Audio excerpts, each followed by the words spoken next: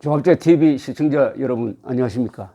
7월 15일 오후 5시 직전입니다. 저는 여행을 좀 하는 편인데, 여행을 하면은 이 세계에 위대한 문명을 남긴 위대한 민족과 국가가 있었다, 영웅들이 있었다, 그 숫자가 대단히 많다 하는 것을 느끼게 되면서, 아무리 못 사는 나라이더라도 거기에 도착하면은 공항에서 옷깃을 여미면서 존경을 표시하려고 합니다. 실제로 그렇게 해야 합니다. 만만한 나라가 없습니다. 지금 대한민국이 세계적으로 잘 사는 나라로 꼽히지만은 우리보다 훨씬 더 위대한 문명을 만든 나라들이 많다는 것을 인정해야 합니다. 유아 독조는 안 됩니다. 또 역사와 문명 앞에서 오만한 자세는, 그것은 좌익들이나 할 짓이지 건전한 국민들이 할 행동은 아니라고 생각을 합니다. 그래서 위대한 나라 이야기를 하나 소개해 드리려고 하는데, 이 나라는 작은 나라입니다. 그러나 작은 나라도 위대한 인물을 만들어낼 수가 있다는 것을 제가 증명해 드리겠습니다. 바로 푸틴 트럼프 회담이 내일, 현지 시간으로 내일 열리는 헬싱키의, 수도 헬싱키의 핀란드를 이야기를 합니다. 우선 핀란드 사람들 하면은 그 사람들 말과 용모에서 이 유럽 사람이 아닌 흔적을 발견하게 됩니다. 핀란드 사람들의 종족에 대해서는 연구가 많이 되어 있는데, 대충 아시아에서 온 사람이다. 그러니까 몽골, 투르크 피도 섞여 있었던 사람들이 여기 와서 주로 슬라브 사람, 독일 사람들하고 섞이면서 핀란드 인종 국민이 되었는데, 한 30%는 아시아 계통, 나머지 70%는 유럽 계통이다. 이렇게 보면 좋을 것입니다. 그러니까 전형적이라고 하면은 독일, 영국 같은 게르만족을 이야기할 것인데, 또는 라틴족과는 조금 다른 나라입니다. 그래서 핀란드가 아주 흥미롭죠. 이 한국인들이 우리 국민성을 이야기할 때 자주 쓰는 단어가 있습니다.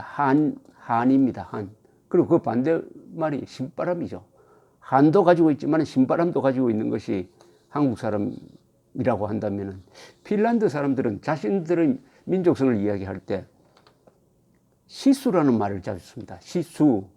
이 무슨 뜻이냐면 배짱, 견딘다, 끈기라는 뜻입니다. 이건 핀란드의 역사를 잘 설명하는 단어라고 생각합니다. 핀란드는 북극과 가까워서 극한의 자연 환경을 두고 있을 뿐만 아니라 북유럽에서 두 강대국, 즉 스웨덴과 러시아 사이에 있었습니다. 그러니까 핍박과 서름을 견디면서 민족적 정체성을 지켜내고 드디어 지금은 삶의 질에서 세계 최고 국가를 만들었습니다. 최근 미국의 US and 월드 리포트라는 매체에서 랭킹을 내면은 핀란드가 베스트 국가, 좋은 나라 14등에 랭킹되어 있습니다. 14등. 이분들은 고생을 많이 해서 그런지 아주 과묵하다고 합니다. 친한 사람들끼리 사우나에 들어가서 말 한마디 하지 않고 나오는 경우가 있다고 그래요. 이 휴대전화의 메시지 기능은 말하기 싫어하는 핀란드 사람들이 발명한 거라는 농담이 있습니다. 참으로 우직한 사람입니다. 그런데 수천 년간 한 번도 독립도 하지 못하고 스웨덴과 러시아의 속국으로 왔다 갔다 하고 있던 핀란드가 독립국가를 만드는데 가장 많은 도움을 준 사람이 있습니다. 이 사람이 바로 러시아 혁명의 주역 레닌이었습니다. 레닌은 제정 러시아 시절에 혁명운동을 하다가 체포되어 가지고 시베리아에서 유형 생활을 할 때 깜방 동료인 한 핀란드인의 도움을 많이 받았다고 합니다. 핀란드와 좋은 인연을 맺게 됐어요. 그리고 핀란드로 탈출해 가지고 거기서 숨어 지내기도 했는데, 1917년 볼셰비키 혁명 때는 이 핀란드와 가까이 있는 페테스부르크, 나중에 레닌그라드로 이름이 바뀝니다만 왔다 갔다 하면서 이 혁명 모의를 했습니다. 그리고 러시아 혁명, 공산혁명 이전부터 핀란드가 독립을 해야 한다는 주장을 하고 다닌 사람입니다. 자, 1917년 11월 러시아 혁명이 성공한 직후에 핀란드 의회가 독립을 선언합니다. 그때는 러시아 지배를 받고 있었습니다. 핀란드 의회가 독립을 선언하자 레닌은 러시아 정부로 하여금 신생 핀란드 정부를 승인하게 만듭니다. 러시아는 독립 핀란드가 자기들처럼 사회주의 국가가 되기를 원했습니다. 그래서 핀란드 안에 있는 공산주의자들을 선동했습니다. 그러다 보니까 자연히 1945년 이후에 한국처럼 국가체제를 뭘로 할 거냐, 공산주의식으로 할 거냐, 민주주의식, 자유민주주의식으로 할 거냐 하는 걸 두고 내전이 벌어졌습니다. 내전이 오래 가지는 않았습니다. 석 달간 계속된 내전에서 약 3만 명이 죽었습니다. 이때 러시아가 지원하던 공산주의 세력이 졌어요. 져가지고 입헌군주제를 선택을 하게 됩니다. 입헌군주제를 선택하는데 이때 공산당 공산주의자들을 무찌른 사람이 지금부터 제가 좀 설명을 해드리려고 하는 메너하임 장군입니다. 메너하임, 칼 구스타프 에밀 메너하임 장군이 지휘하는 민족파의 백군이 승리해가지고 적군을 이기고 핀란드를 입헌군주제로 선택을 했는데 나중에 독일이 1차 대전에서 항복하자 독일 모델을 따랐는데 독일이 공화국으로 가니까 그때부터 다시 핀란드는 공화국으로 바뀌어버렸습니다. 국가체제를 공화국으로 바꿨습니다. 자, 오늘날의 핀란드는 칼 구스타프 에밀 메너하임 장군이 없었더라면 존재할 수가 없습니다. 위대한 인간입니다. 이 사람하고 비슷한 생애를 산 사람을 꼽으라면 케말 파샤, 터키의 케말 파샤, 프랑스의 독일, 그리고 한국의 이승만, 박정희를 합쳐놓은 사람이 아니냐 하는 생각이 듭니다. 이 사람의 아버지는 독일 계통이었습니다. 어머니는 스웨덴 사람이었어요. 그리고 좋은 집안에서 태어났습니다. 러시아가 핀란드를 식민지처럼 지배하고 있을 때는 러시아군의 기병장교로 근무하였습니다. 이 사람도 러일 전쟁에도 참전을 했어요. 전쟁 참전 기록이 많습니다. 러일 전쟁에 참전해가지고 당시에 대령이었습니다. 봉천회전에서 일본군이 이기는데 이때 용감하게 싸워서 훈장을 받았습니다. 그리고 이분은 교양이 풍부한 분이었어요. 그래서 러시아군 정보부서의 요청을 받아가지고 1906년부터 3년 동안 고고학 조사단원으로 위장을 해가지고 중앙아시아, 신강, 티벳, 북경 등 중국 전역을 여행을 하면서 청나라의 실태를 조사했습니다. 1차 대전 때는 러시아 기병부대를 지휘하였습니다. 1917년 12월 혁명이 났을 때는 기병군단의 군단장이었습니다. 계급이 중장이었어요. 이러니까 핀란드가 독립을 선언할 때 자본가, 농민, 상공인들은 자본주의를 원했는데 이 사람들이 메너하임을 지도자로 초청을 해가지고 공산군을 물리치도록 했습니다. 그래서 일부에서는 조지 워싱턴에게 권유했던 것과 마찬가지로 왕이 되라고, 메너하임에게 왕이 되라고 권유를 했으나 메너하임은 거절했습니다. 조지 워싱턴도 거절했습니다.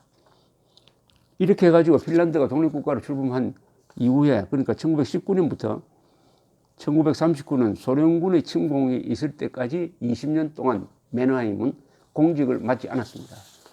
그러나 국방력 건설에 자문을 해주고 핀란드가 내전의 후유증을 치유하고 국론을 통합하는 일에 참여했습니다. 또 탐험과 여행을 아주 즐겼어요. 그러다가 1939년 이제 대동란의 시기로 들어갑니다. 그해 11월 스탈린의 명령으로 소련군이 핀란드를 침공합니다. 압도적 군사력이었습니다. 소련군이. 핀란드가 다시 메너하임을 불러드립니다. 핀란드 총사령관이 되었어요. 그는 60만 소련군을 상대로 잘 싸웠습니다. 특히 핀란드의 스키 부대는 게릴라 전법으로 대항하고 소련군 전차에는 몰로토프 칵테일이라는 별명이 나중에 붙은 화염병을 던져서 저항을 했습니다. 소련이 아주 고전을 했어요.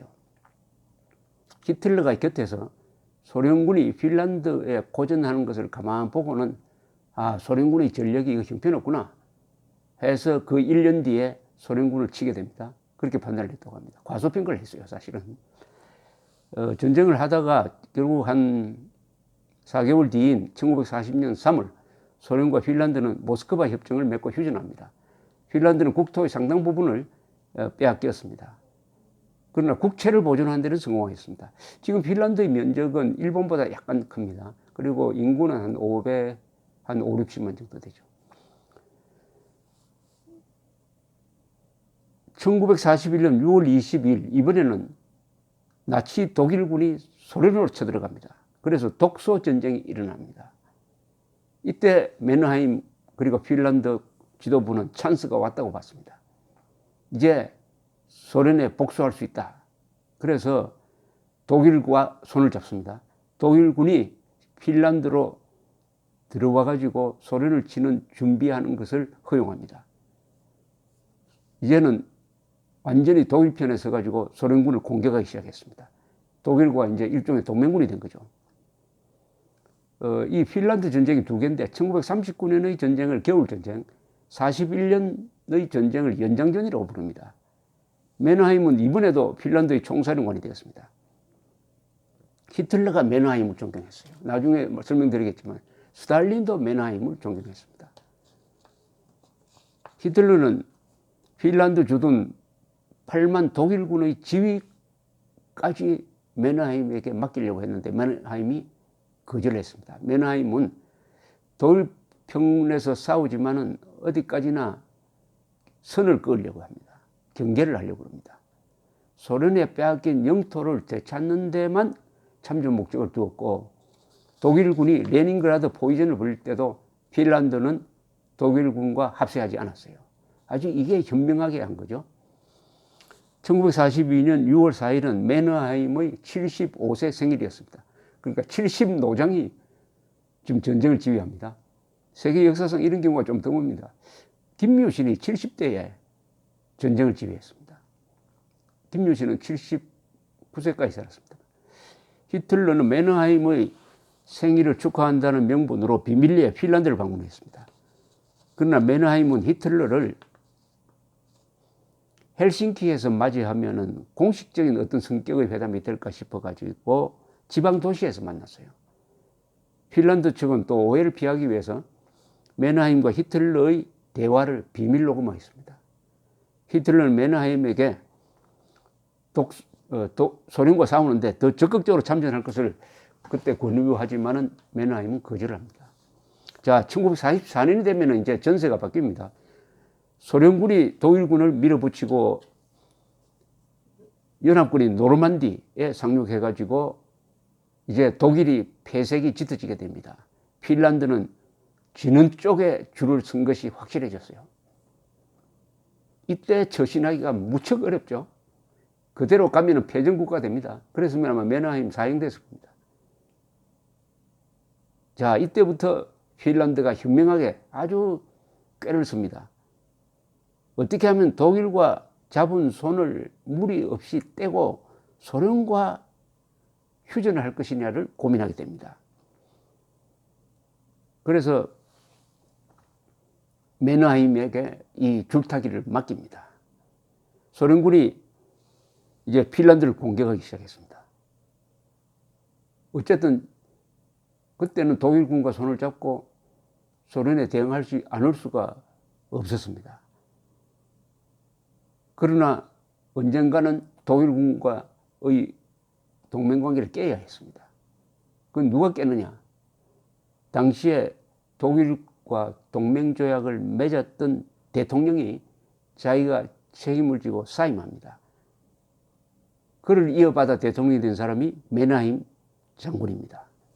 그는 전임 대통령이 서명한 조약을 무효화시키고 소련과 휴전회담을 시작을 합니다.